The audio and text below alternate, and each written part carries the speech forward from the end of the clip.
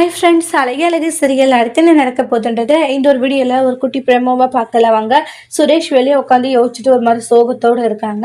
அப்போ அவங்களுடைய அண்ணன் பாக்கியராஜ் வந்து, சுரேஷ் என்னடா ஆச்சு, என்னடா யோசிச்சுட்டு இருக்கன்றாங்க. வேற என்னென்ன யோசிப்பேன், எல்லாம் அவளை பற்றி தான் யோசிச்சுட்டு இருக்கன்றாங்க. இந்த மாதிரி வந்து என்னை பண்ணிட்டாலின்ட்டு எனக்கு அவ்வளோ கஷ்டமாக இருக்குன்னுன்றாங்க. சே, அவளை கட்டிட்டு நான் படுற பாடு இருக்கேன்னு என்னால் ஒன்றும் முடியலன்றாங்க. சுரேஷ், நான் ஒன்னே ஒன்று சொல்லட்டுமான்றாங்க. நீ நினைக்கிற மாதிரி மதி இல்லடா, மதி ரொம்ப நல்ல பொண்ணுடா, நான் சொல்றது கொஞ்சம் கேளுடா அப்படின்ட்டு எவ்வளவோ அட்வைஸ் பண்றாங்க. ஆனா போதும்ண்ணே, என்னென்ன நீ அவளை பத்தி இந்த அளவுக்கு பேசிட்டு இருக்கா அப்படின்ற மாதிரி சொல்லிட்டு இருக்காங்க. டே, உண்மையிலே சுரேஷ் நல்ல பொண்ணு தான், ஆனா நீ ஏன்டா அந்த பொண்ணை தப்பாவே புரிஞ்சிட்டு இருக்கன்றாங்க. நான் தப்பா புரிஞ்சிட்டு இருக்கேனா? நான் எல்லாமே சரியா தான் புரிஞ்சிட்டு இருக்கேன்டான்றாங்க. நீ தான் தேவையில்லாம வந்து அவளை நம்பிட்டு இருக்க அப்படின்ற மாதிரி எல்லாம் வந்து ஆர்குமெண்ட் பண்ணிட்டு இருக்காங்க. இங்க பாரு, மதிய கூட்டிட்டு வர வழியே பாருடா, அதை விட்டுட்டு மதியம் உனக்கு ஏத்தவில்லை அப்படி இப்படின்னு சொல்லிட்டு நீ எல்லாமே தப்பாவே கற்பனை பண்ணிட்டு இருக்க. தப்பா எதுவும் நீ கற்பனை பண்ண வேண்டான்றாங்க. நான் சொல்றத கொஞ்சம் நீ தயவு செஞ்சு பொறுமையை கேட்டு பாரு, எல்லாமே யோசிச்சு பாருன்றாங்க.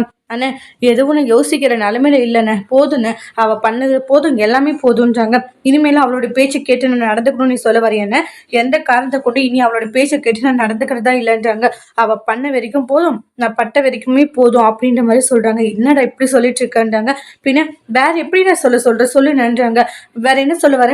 அவளை வீட்டுக்கு கூட்டிட்டு வந்து அவ கூட சேர்ந்து வாழ சொல்றியான்றாங்க. டி, என்னைக்கா இருந்தாலே அதை தாண்டா பண்ணி ஆகணுன்றாங்க. வாய்ப்பே இல்லைன்னா என்னாலலாம் அவ கூட சேர்ந்தாலும் வாழவே முடியாதுன்றாங்க. அவளை பார்க்கும் போதெல்லாம் எனக்கு கோபம் மட்டும்தான் வருது.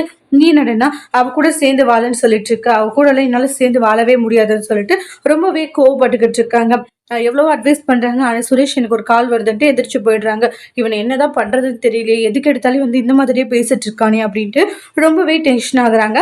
அதோட இந்த பிரமும் முடிச்சிருக்காங்க. இனி வரக்கூடிய எபிசோட்ல என்ன மாதிரி ஒரு டோஸ்ட் வரப்போகுதுன்ட்டு வெயிட் பண்ணி பார்க்கலாம். தேங்க்யூ.